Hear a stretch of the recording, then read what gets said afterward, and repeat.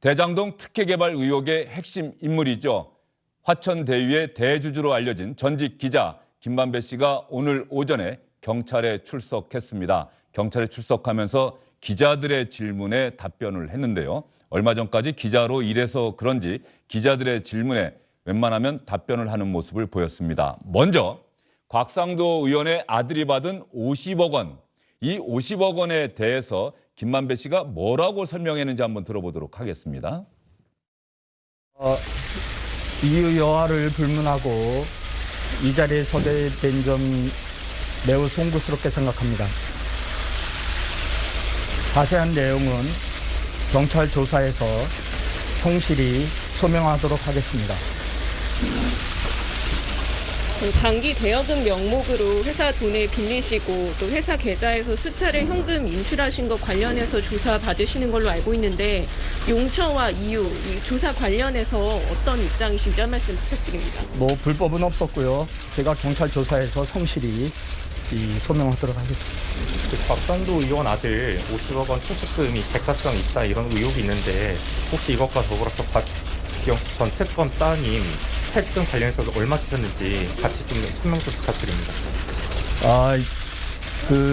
여러 가지 의혹과 억측이 있는데 이제 저희는 기본이 퇴직금이 한 5억 정도로 책정이 돼 있는데요. 이제 회사가 계속 성과가 있으니까 각 분야에서 성과 있는 분들에 대해서 이 성과 이사회나 임원회의를 통해서 결정하는데 그분 아직 퇴직 처리가 안 됐어요. 그래가지고 아직 결정이 안 됐습니다. 50억 원은 너무 큰 거 아닌가라는 의혹이 있었는데 이 부분은 어떻게 설명이 될까요? 이제 개인적인 개인적인 프라이버시가 관련된 거라 말씀드리기 좀 곤란한데 산재를 입었어요. 그분이 산재를 입어가지고 그분이 대답하지 않는 한 제가 말씀드리기 어려운 부분이 있습니다. 개인적인 프라이버시가 있어가지고.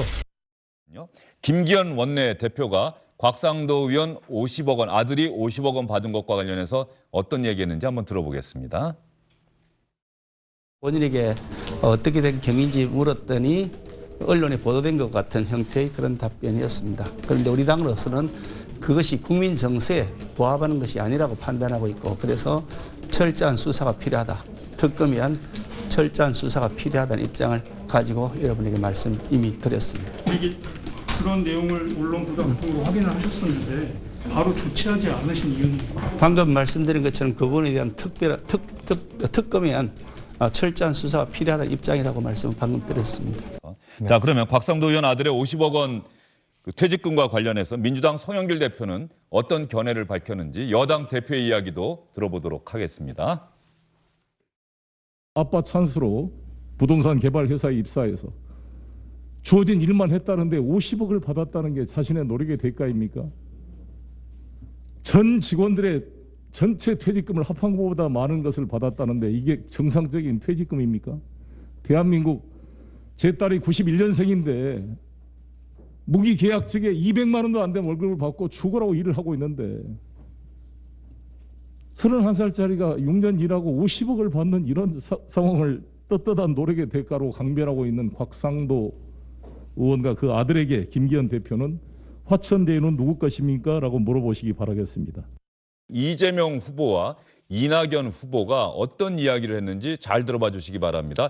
이재명 후보의 이야기는 이번 대장동 특혜 개발 의혹과 관련해서 아마도 공개석상에선 처음으로 유감을 나타낸 발언 아닐까 싶고요. 이낙연 후보의 이야기는 말은 안 했습니다만 이낙연 후보가 이재명 후보까지 염두에 두고 저 얘기를 한 것 아닐까 이런 관측이 충분히 가능할 법한 이야기입니다. 당시 제도상의 한계도 있었고 또 국민의힘이 다수 시의회 의석을 가지고 공영 개발을 전혀 못하게 막았기 때문에 저로서는 할 수 있는 최선을 다하긴 했어도 역시 우리 국민들께서 기대하는 수준까지 못한 점에 대해서는 참으로 아쉽게 생각합니다. 종합적이고 강력한 수사가 필요합니다. 수사기관 사이의 칸막이를 없애고 전방위로 수사를 확대해야 합니다. 국가수사본부를 중심으로 공수처, 검찰, 국세청, 금감원, 국토부 등이 참여하는 정부 합동특별수사본부를 설치해 성역 없이 신속하고 철저하게 진실을 밝혀야 합니다. 처음에 말씀하셨잖아요. 충청권 나오자마자 끝났다라고 얘기를 하셨는데 그 예상대로 된 겁니까? 어떻습니까? 글쎄 그 소리 했다가 그 좀 핀잔을 많이 들었는데 충청이 우리 대선의 바로메타라고 그러잖아요. 그렇죠. 충청에서 충청에서 더블 스코어 나오는 걸 보고 경선 끝났다고 그때 좀 경솔하다고 할까 그 표현을 했다가 근데 어제 호남 경선은 이낙연 후보의 기대치는 못 미쳤던 것 같아요.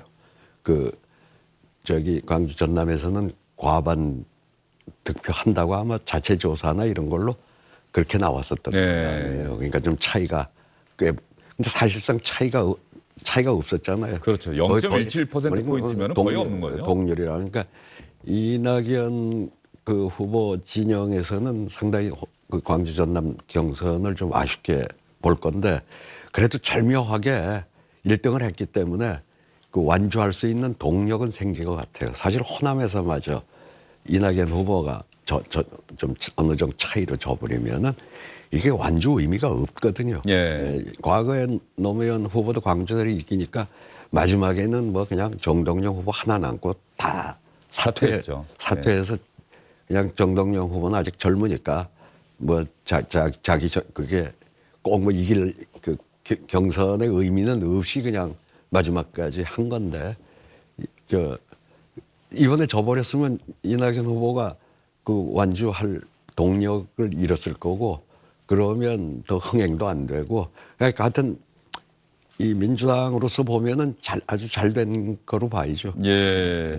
유인태 전 의원이 어쨌든 조심스럽게 지금 말씀하셨는데 지금 많은 분들이 보면 광주, 전남, 전북을 지나갔는데도 이재명 후보의 누적 득표율이 53, 이낙연 후보가 34.5. 그러면 남은 지역을 생각해 보면 서울, 경기는 어쨌든 또 이재명 지사가 강세를 보이지 않겠느냐.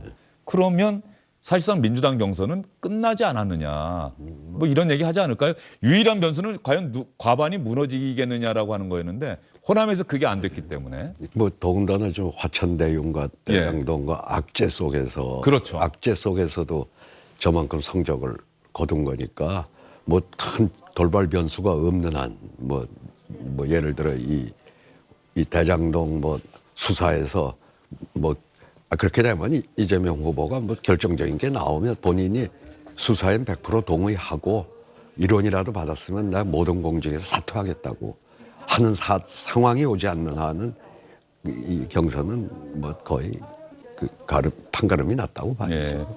자, 여론조사 결과도 하나 나온 게 있는데 말이죠. 대장동 특혜 개발 의혹이 지난주부터 언론에서 상당히 많이 다뤄졌는데 최근 여론조사에서 오히려 이재명 지사의 지지율이 지난 조사보다 훨씬 올라갔다는 조사 결과가 나왔습니다.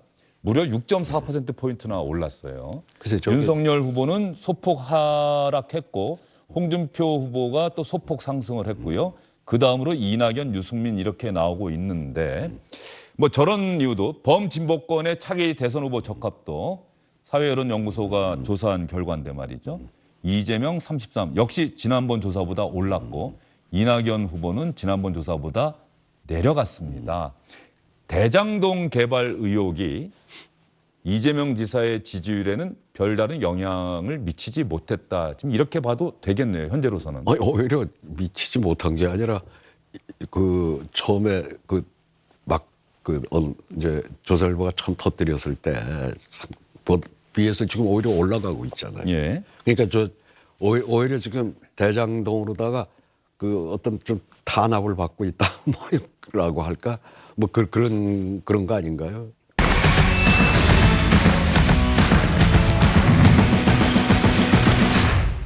안녕하십니까, 주영진입니다. 더 많은 뉴스와 라이브 이벤트를 보고 싶으시다면 화면 오른쪽을 눌러서 구독해 주시기 바랍니다. 저희 SBS 앱을 다운로드 받으시면 뉴스 속보 알림도 받아보실 수 있습니다. 텔레비전으로도 SBS 뉴스, 유튜브로도 SBS 뉴스 잊지 마시기 바랍니다.